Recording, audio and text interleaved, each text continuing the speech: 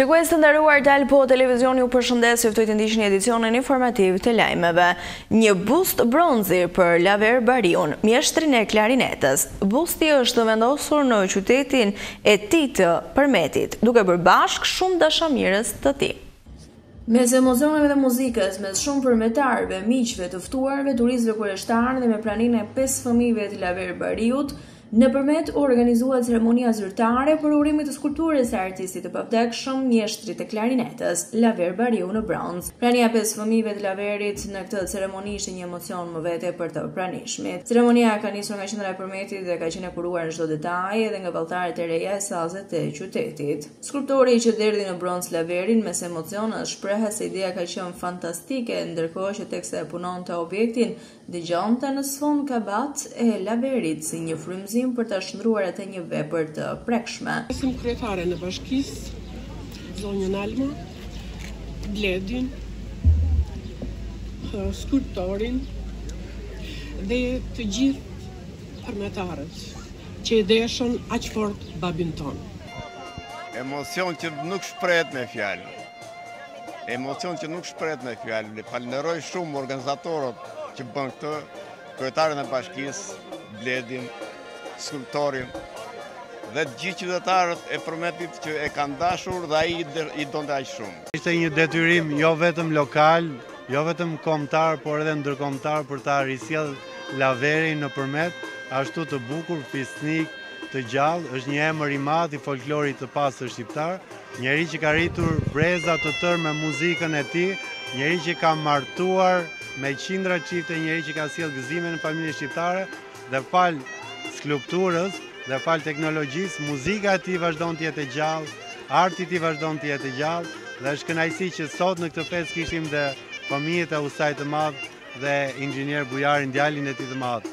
Faleminderit të gjithëve, faleminderit. Unë ndjeva shumë i gëzuar sepse unë isha arritur me gjitha kabat e Laverit dhe kur ka ndruar jetë Laveri unë kam përjetuar një dhimbje shumë të madhe sepse të gjitha kabat që ka në veçanti kabaja tek filmi General Gramafoni ka qenë shumë shprehte një emocion shumë të madh dhe kur erdhi Bledi u gëzova shumë dhe pavarësisht anës kompozicionale që ka qenë vërtet shumë e vështirë për mua sepse të realizosh një figurë ulur dhe me instrument në dorë nga ana e teknikës është pak e vështirë, por gjithsesi ishte një projekt, një punë e cila zgjati diku tek 6-7 muaj edhe e mora shumë seriozisht.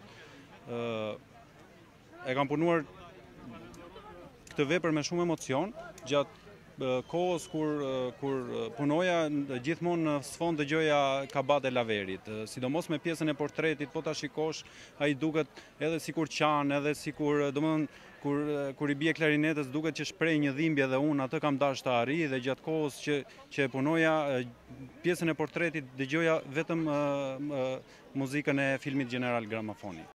Ndërkaq ditën e diel më 25 maj prej orës 18:00 deri në orën 21:00 do të zhvillohet në Përmet Festivali Barkombëtar i Poezisë Lirike, edicioni i 10 me rastin e 179 vjetorit të lindjes së poetit të rilindjes kombëtare Naim Frashëri, por edhe 10 vjetori i krijimit të klubit të shkrimtarëve Naim Frashëri.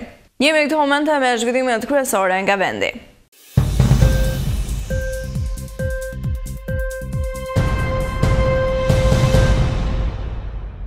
Shqipëria vazhdon të shënojë një rritje në sektorin e turizmit me 820.000 vizitorë të huaj për vetëm përgjatë muajit prill 2025. Ky e çon në 2.45 milion numrin total të turistëve që kanë hyrë brenda 4 muajve të parë të këtij viti.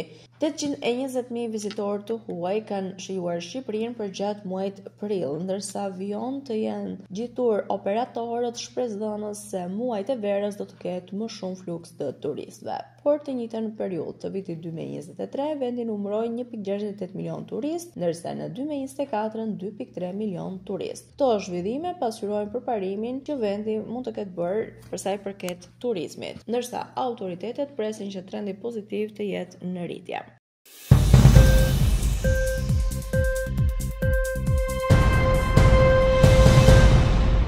Kancelari gjerman Friedrich Merz i bëri thirrje Izraelit të lejojë ndihmën humanitare në Gaza pas paralajmërimeve të OKB-s për një zi bukër që po afrohen në enklava palestineze të shkatëruar nga lufta. Jemi të shqetësuar për situatën në rripin e Gazës dhe gjithashtu për intensifikimin e operacioneve ushtarake të ushtrisë izraelite.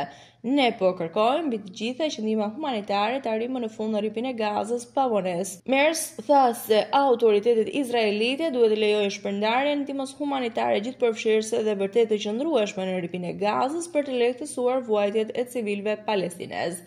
Pyetur në lidhje me vrasjen e 2 anëtarëve të stafit të ambasadës izraelite në Washington, Merz tha se ata ishin në dieni të raporteve se një viktimë mund të ketë patur shtetësi të dyfish dhe shtetësi gjermane.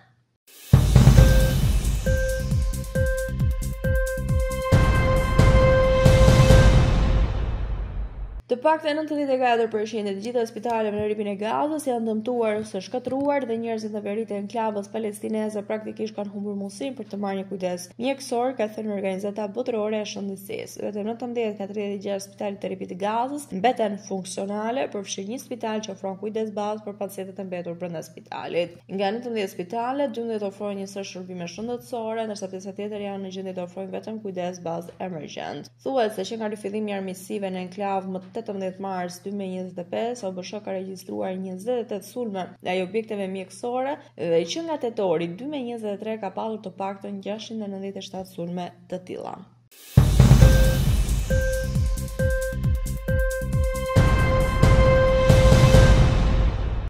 Gjermania kthen pas më shumë emigrantë ilegal. Kancelari Merz ka theksuar politikën e mikpritjes, por refuzon spostimin në Gjermani të problemet të tjerëve. Shifrat që paraqiti ministri i brendshëm i Gjermanisë Alexander Dobrindt janë konkrete, ku ky pak ditë më parë tha në një intervistë se në kufirën e Gjermanisë me Austrinë, numri i kthimeve pas të emigrantëve të palishëm është rritur me 45%. Kjo vetëm javë pas fillimit të punës së qeverisë Merz, ku janë kthyer pas në kufi 739 persona përballë 51 prasimeve të një jave më parë në qeverinë e vjetër.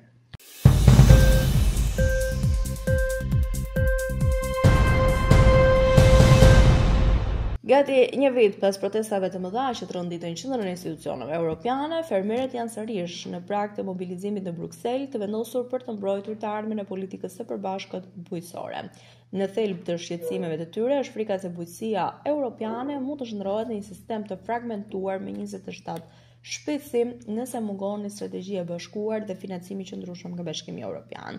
Sipas një ankete të kryer nga Ipsos, 1 në 3 fermerë gjithë kontinentin është i gatshëm të protestojë, ku disa nga vendet ku është vatra e pakënaqësisë është Spanja dhe Polonia. Ndërkohë qëndrimi i fermerëve francezë dhe gjerman mbetet më i përçarë dhe ata nga Belgjika, Irlanda, Hollanda dhe Rumania që shfaqen më pak të prirur për të dalë në rrugë. Megjithatë, protestat do të vijojnë dhe do të jenë më të fuqishme se një vit më parë. Ishte gjithçka e përgatitur për këtë edicion informativ lajmësh. Unë ju falenderoj për vëmendjen tuaj. Bashkë përshëndetemi këtu.